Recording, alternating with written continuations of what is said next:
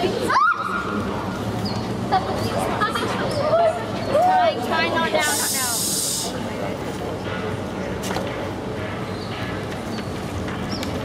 Good afternoon, everybody. Welcome to Freedom in Tandem, the first original Ivy Theater piece, written and directed by the Ivy Theater students. We were given 4 weeks to devise this play. There were many influences and theater practices that we used in the actualization of this play. For instance, the staging has been influenced by Greek theater. The props, the costumes, and the set have been influenced by Grotowski's Theater of the Poor. The acting has been influenced by realistic methods such as Stella Adler's and Lee Strasberg's, and also Meyerhold's biomechanics.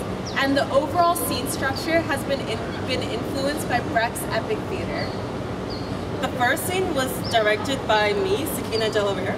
The second scene was directed by Devyani Gupta, and the third scene was directed by Tavleen Tarrant.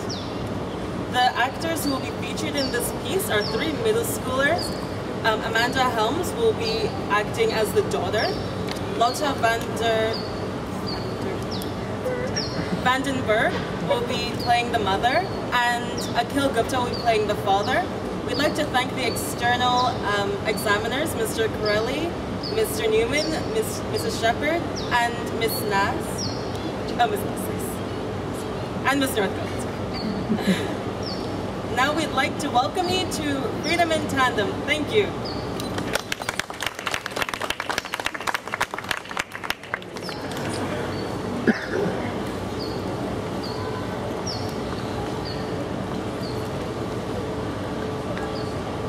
It started with the perfect family, the perfect life. It's like what you see in those Coca-Cola commercials. Everyone got along.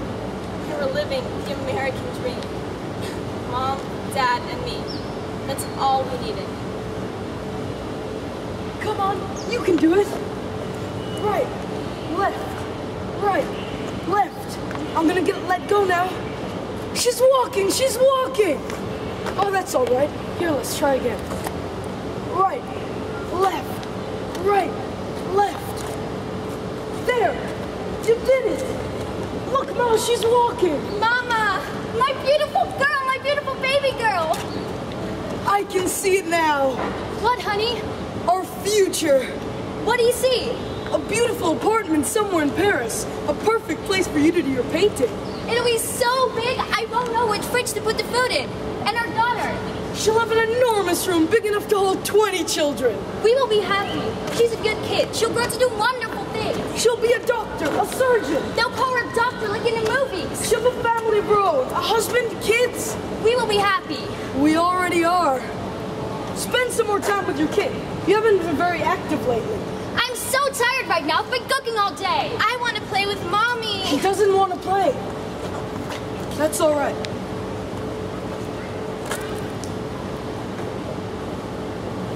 I was happy. We were happy. We had some hiccups. Who doesn't? We were a family and we loved each other. Mom and Dad, they were so good together.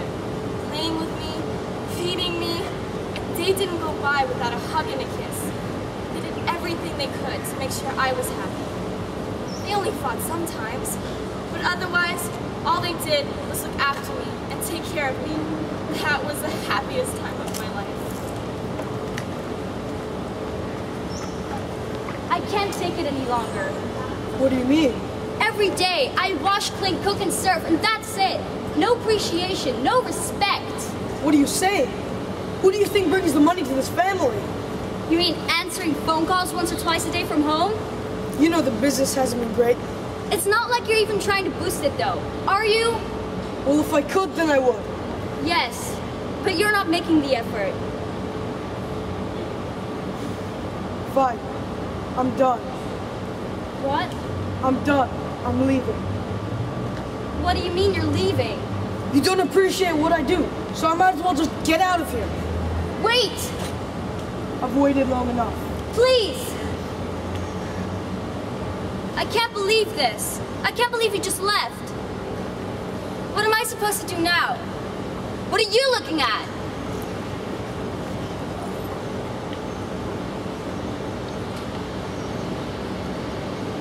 Dad left. I didn't really understand why. I thought we were so happy together. He was like the glue that held the family together. And once he was gone, things got worse. Mom was affected the most. Without him, it was really hard for her to take care of the house. That's why I did most of the work. She was getting old anyways, so she needed to be taken care of.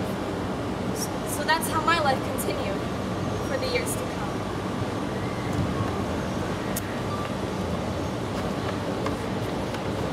Where did you go? I went to the supermarket. I got your favorites, canned beans and corn. Canned beans?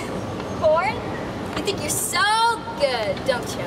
I really don't know what you're talking about. Oh, don't be like that. You know what I'm talking about. Mom, it's always the same excuse. It happened to me too, you know. I was 12. Do you know how hard it was on me? Do you know how much I blamed myself? I was alone, and you didn't do anything to help me. You're my mom.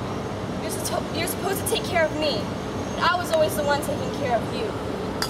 Don't you talk to me like that. Get out! Get out! Please, Mom, I'm trying. I really am. Trying? Trying? I say it's about high time you stop trying and just accept the fact that you're gonna end up alone and miserable like me. You're not alone, Mom. You have me, and I love you no matter what.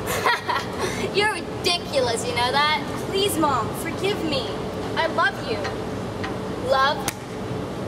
You don't know the first thing about love.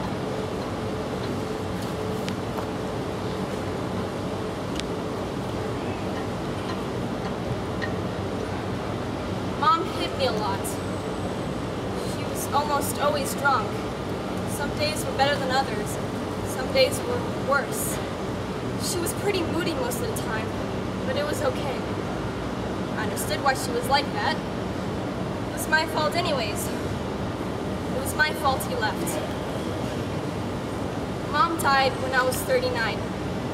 She was drunk driving and got into a car accident. She died almost instantaneously. The doctor said that she was in no pain, didn't suffer one bit. They told me I couldn't have done anything, but I still blame myself. Maybe if I didn't make Dad leave, none of this would have happened. After she died, I didn't really know what to do with myself. I was so used to taking care of this one person. My life revolved around her. What do you mean? What are you saying? Stop! It didn't happen this way! I thought that I would. No, it's not supposed to be like this! I'm done. You're lying! You don't appreciate what I do. No! So I might as well It's just not get like out. it's not supposed to be like this! I'm done. You're lying! I'm No! You don't appreciate what I do. So Go I might as away!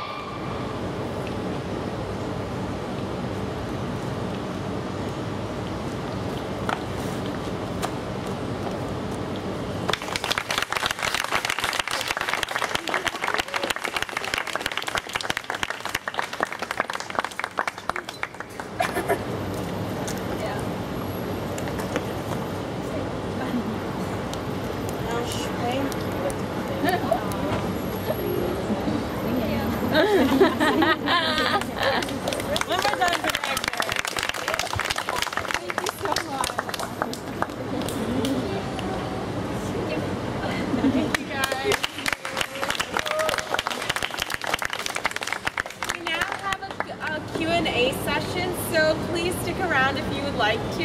And thank you so much for coming. We hope you enjoyed the show.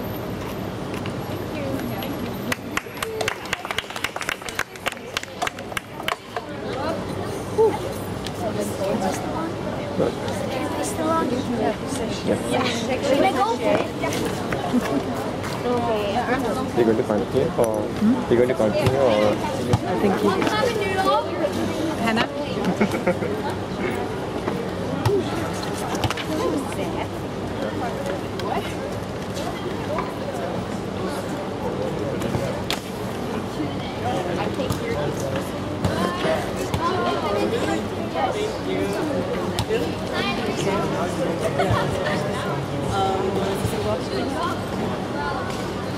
I think that's all. Missed the end. Could you explain a little bit crawling toward the daughter at the end? So the last scene is when Amanda, the daughter, she finally escapes from all the bad memories of her life, and she's finally free, hence the title Freedom in Tandem. So the mother and the father crawling in, those are her memories and the stuff that she has been repressing. So as you can tell by her reflections, the stuff that she remembers is not actually how her life was. She remembers the beginning of it being really happy and really nice, when actually there was some tension between her parents, but she didn't remember that. So then finally at the end, everything what she tried to repress was coming back to her, and she's saying, no, it's not like this. I don't remember it being like this. And then she finally escapes and she comes up and she casts them off. I enjoyed it very much. Thank you. Thank you so I much. bet you picked 3 very capable people. Yes, our actors And were amazing. that helps immensely. Yeah, for them to be able to put this up and memorize all their lines in a matter of 2 to 3 weeks was really incredible, and they were so easy to work with. So. Are they in drama, by the way? Well, they do. I think a couple of them do take middle school drama. They've been in plays previously, so they do have a lot of experience, which is why it was easier to work with them. The topic matter. It's something that I think most people come to deal with sort of later, a little bit later in life, certainly at a later point in life than you guys are typically. I think it's more of a thing that you sort of have to approach and deal with as an adult, the different, things you grew up with and negative and positive influences. How did you come to this topic? Well, we actually, we were given a few stimulus options. So we chose the stimulus called the Native American Symbols for the 4 ages of man, And the 4 ages of man are baby, childhood, young adult, and then being elderly. And so that's automatically when we heard that, we thought of representing 4 stages of a person's life, which is why we have these different stages of Amanda's life as the daughter. What were the challenges that you faced as directors? We had quite a few challenges, but I feel that we were able to overcome most or all of them. I think our first challenge was finding actors. We had originally written our play for 2 males and 1 female, but because of our actors, we changed our script almost entirely to fit the people that we had. But I feel that with 2 girls and 1 boy, it was still a good play. And another of our challenges was, well, the fact that we had such a limited amount of time to put on this play. Originally, our script was much longer in length. It was probably about double the amount that it was today. And we cut it down a lot so that it would be easier for the actors to memorize their lines and accommodate for the amount of time that we had. Were you restricted to a time that you had to do in the... We had about 3 to 4 weeks to put on this play. No, for the length of your piece. It could be whatever we wanted it to be. During your performance, I noticed Kathleen was over there. I didn't see the other directors. Did you intentionally not watch it, or was there? Oh, we were just guarding the courtyard, making sure no one came and played. I wonder what that was about. Did you think that was going to be a challenge, doing it in a busy place where there might be elements that might disrupt your performance? We didn't actually see it as that much of a challenge because we were able to use ways such as us guarding the door, the entrances, and making sure that we cleared everyone out. We had tactics in mind in order to combat that, so it wasn't actually a challenge that we faced. One of our worries was that it might rain, and so we did practice in a backup location, which is near the canteen, near the cafe area, which actually worked quite well. So that was going to be our backup in the case that it did rain and this place didn't work. Nice, different. Yeah, we thought it would be a nice alternative to the theater. Interesting. Sound-wise, I have to give you kudos. You did a good job getting actors to enunciate, project. Very, very difficult task, and it's not ideal sound conditions, and the projection was quite good. You also had a really neat effect, and maybe it's just where I'm sitting, or I don't know if you realize it, but when they were crawling in, it was like an echo happening. It was almost like a reverb thing going on, and it was a really neat effect. I don't know if it was at all intentional. It's actually the acoustics of the courtyard itself. We discovered it while rehearsing. Yeah. You were aware of it. Yeah, because we were down here talking, we're like, whoa, our voice sounds really cool. Neat. Yeah, and we did, volume was initially a big problem because the actors weren't able to project. So we did use lots of exercises, vocal exercises, making sure they use their diaphragm so that they're able to be heard. And we did, of course, do preparation just before the play as well today. Did you rehearse in this space all the time? A lot of the times before we came down here, we rehearsed in places like the Breezeway, the theater room, doing our blocking, our initial blocking there. Then we came down here and made sure everything fit well. We didn't have as much rehearsal time here because either it was too hot, one time it was raining, there were people around, so... No, I heard almost everything they said, so I was very pleased with that. One of the problems of beginning actors is they don't have enough volume or enunciation, but I thought the three people did quite well. And that's my big concern, is being able to hear something and understand it. And I think all three did well on that. I think in the future, it's something that you might think about is the heat. You know, because like at choosing a performance at this time of the day, you have direct sunlight coming at your examiners, which may affect your audience appreciation of your piece.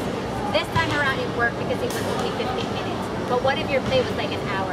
Yeah. And could you imagine your audience sitting under the heat an hour? But so things that you could think about is, could there be a tarpaulin that you could put on top, you know, so they don't have to rent a tent, but maybe just tying it up to the poles, to the trees, you know, creating a sort of a canopy to protect your audience, because you always have to think about, will this theater experience be positive for my audience? What can I do to help them?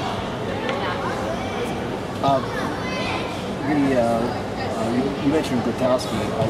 Would the single piece of furniture be one characteristic of Grotowski?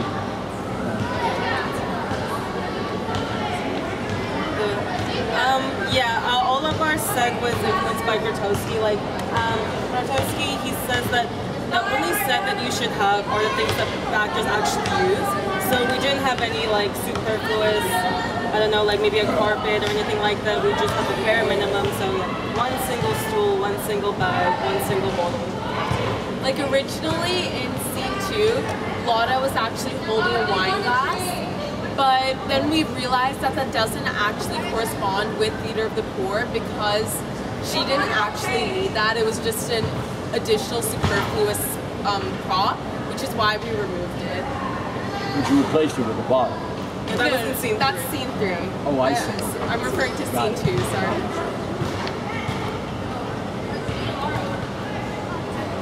How did you address, I felt that some of the things were very mature with the age of the actors. So how did you try to explain or bring out the kind of performance that you want, that being that your actors are so young? Well, we use methods such as substitution in order to do that. For example, in the third scene, which is quite a mature scene because Lotta is acting as a slightly tipsy, drunk woman, and Amanda is her daughter who is trying to console her. We use substitution, which is one of Strasberg's methods, in which we told Lotta, okay, in order to act drunk, just imagine that you're so tired and you cannot think and you're just, you have no idea what you're doing, and then that helped her understand the character, the nature of how her character should be. And for Amanda, we told her, act as if Lotta is a baby. You're talking to a baby and you're trying to get them to understand something. You're trying to basically get a baby to understand. So talk down to her like it's hard for her to comprehend. And using these methods, they were able to portray the emotions and convey the messages they needed to. And we also did a lot of like character work to try to get them, because yeah, it was hard for them to understand what their character actually is going through at the time. So we did a lot of things where we would tell them like, okay, just imagine like this is what's happening to you. you're not just saying the lines, you're feeling the emotions that come with the lines. And even though it was hard at first, they started to get more used to it towards the end of our rehearsal. For example, for Laura, because acting as a drunk person is such a hard role, especially like 13 years old. So I made her watch some videos snippets from movies of people acting drunk, so that it can help her character. How many rehearsal hours did you have? A lot. A lot. We met over the weekends. We met after school. This weekend, the previous weekend, Saturday and Sunday for like 3 hours each. After school we met. It was a lot. If you could estimate the number of hours you worked with the actors, what would you think it would be?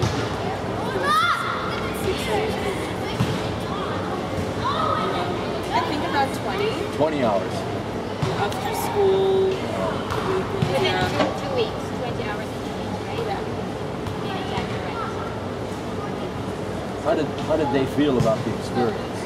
You know, have they told you what it meant to them? We haven't actually talked to them about it, but we're hoping that they had a very good experience because it was actually completely different from anything they had done before. I mean, musicals in MKIS are on such a big scale and they have a completely different theme to what this play is about. So I think it was mainly just a completely different experience for them. So a lot of them at the beginning, they were doing a lot of hands, jazz hands. not that. So it was a completely different theater form, which I think they were.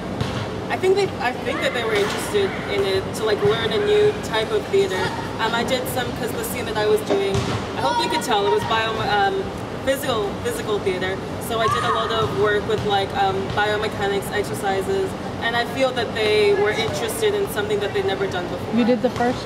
Yeah, the first. You had the mother the do walking. it. Yeah. Explain your reason for that. Well, the scene structure was based on epic theater, and epic theater is episodic. So we took elements of that, and I wanted my scene to be physical. I wanted the whole thing to be physical, but then after talking about it, we decided that my scene would be physical and theirs would be realistic because that would make it more wholesome. So I wanted my scene to be physical because these are like the happiest moments of her life. So when she remembers them being very lively and joyful. And I felt that I could portray that the best using physical theater. Did we understand, or was it important, or was it necessary that we understood why the mother started drinking? Was it because the husband left? Is that why she started drinking? That was her motivation? Yeah. She felt abandoned. She was abandoned. Yeah. And so she turned to drink as a solace. Yes. You said something earlier. You said the elderly, and you said and the girl was 39 when her mother died. And which one was elderly? Oh, that was at the end. The final reflection. That was like, all of her reflections, and at the end when they're crawling, that's her as an elderly. Okay. Yeah, when she finally escapes, it's like the peak of her life.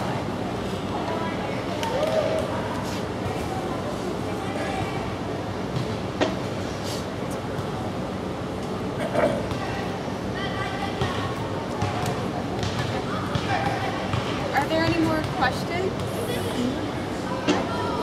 No? Thank you so much for coming. Thank you very much.